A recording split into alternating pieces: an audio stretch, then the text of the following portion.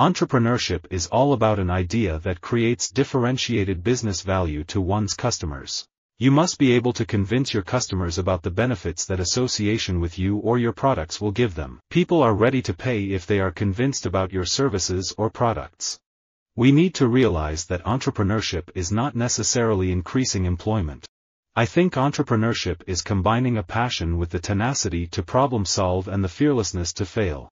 You know how people always talk about how vision is the key to entrepreneurship and perseverance and really seeing what other people don't see. We can actually redeem a fair amount of that folk wisdom.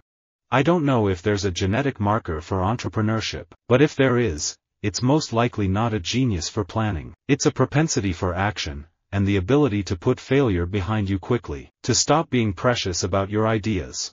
Cultivating a global incubator network would help people from all backgrounds bring creative ideas to market and launch startups that generate more jobs, and would also align to the growing interest among youth for entrepreneurship.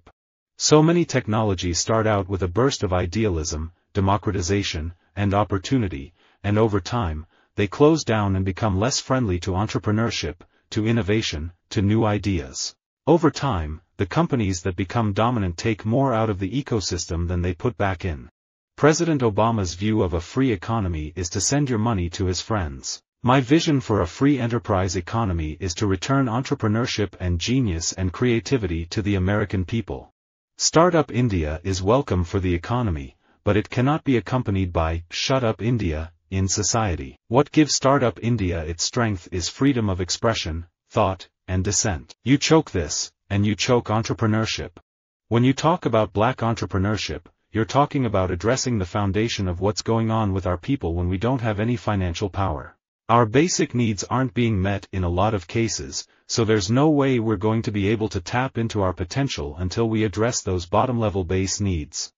Entrepreneurship is enduring pain for a long time without relinquishing. As a political independent, I would gladly vote for any political party dedicated to limited government and entrepreneurship. There is a saying in entrepreneurship that your early employees are all commandos. Commandos are people who can do almost everything well: emails, strategy, code, design. Before Booker T. Washington, we have small business owners, but we do not have a philosopher of black entrepreneurship, and that's what Washington was. Entrepreneurship made America great. Nobody talks of entrepreneurship as survival, but that's exactly what it is and what nurtures creative thinking. Fortunately, right now, entrepreneurship is one of the business world's biggest buzzwords, and so many young people in our country are looking up to this new generation of CEOs as their modern-day rock stars. Whenever you have that effect, it makes the job of promoting entrepreneurship much easier. German businessmen are overwhelmed by the high cost of doing business. Inflexible rules, enforced by a burgeoning bureaucracy, discourage entrepreneurship. We believe that the government has an important role to create the conditions that promote entrepreneurship, upward mobility, and individual responsibility. I'm a capitalist by conviction and profession. I believe the best economic system is one that rewards entrepreneurship and risk-taking, maximizes customer choice, uses markets to allocate scarce resources, and minimizes the regulatory burden on business. Libraries function as crucial technology hubs, not merely for free web access, but those who need computer training and assistance. Library business centers help support entrepreneurship and retraining. Walmart is an amazing story of entrepreneurship and, as one of the world's most powerful brands, touches millions of lives every day. From a personal standpoint, I consider myself much more of an accidental entrepreneur. I was involved in the entrepreneurship club at Harvard, but I heard of it only because it was new on campus.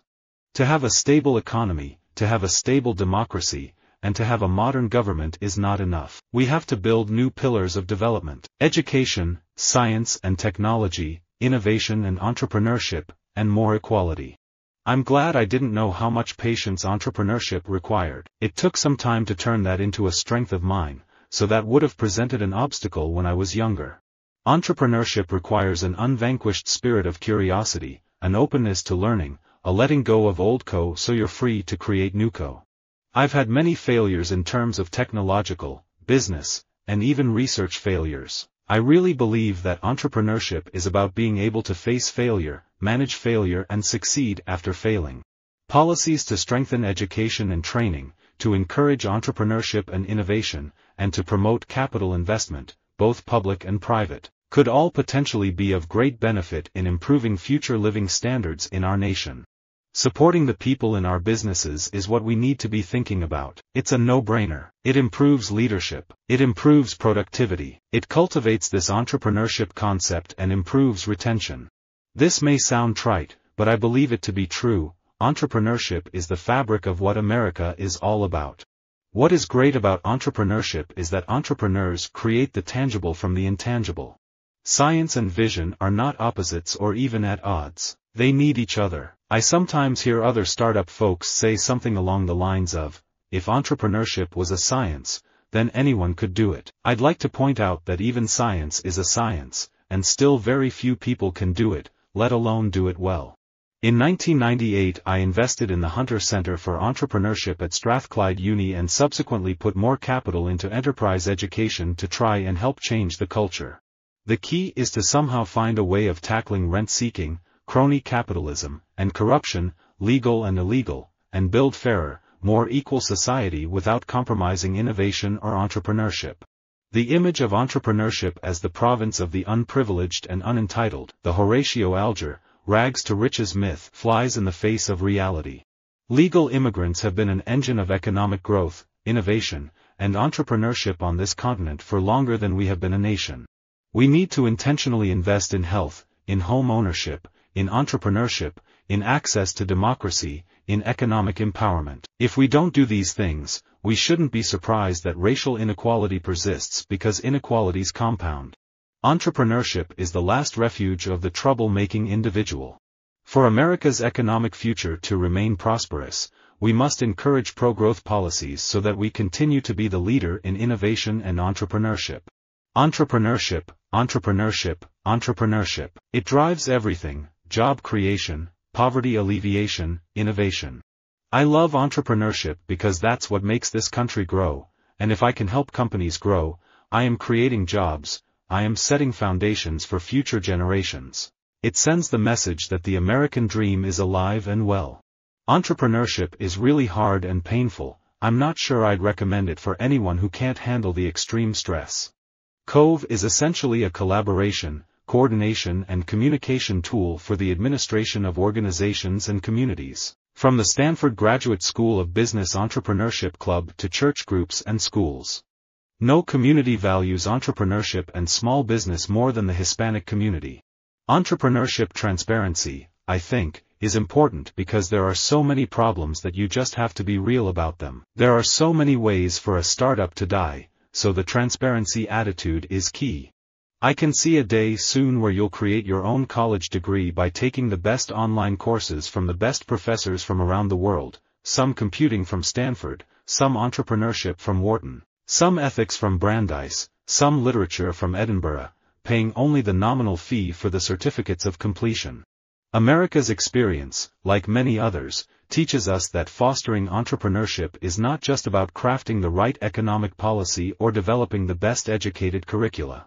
It's about creating an entire climate in which innovation and ideas flourish. Entrepreneurship is about tackling big problems, often non-obvious problems, that will have a meaningful impact on the world, and this usually involves solving these problems in counterintuitive ways.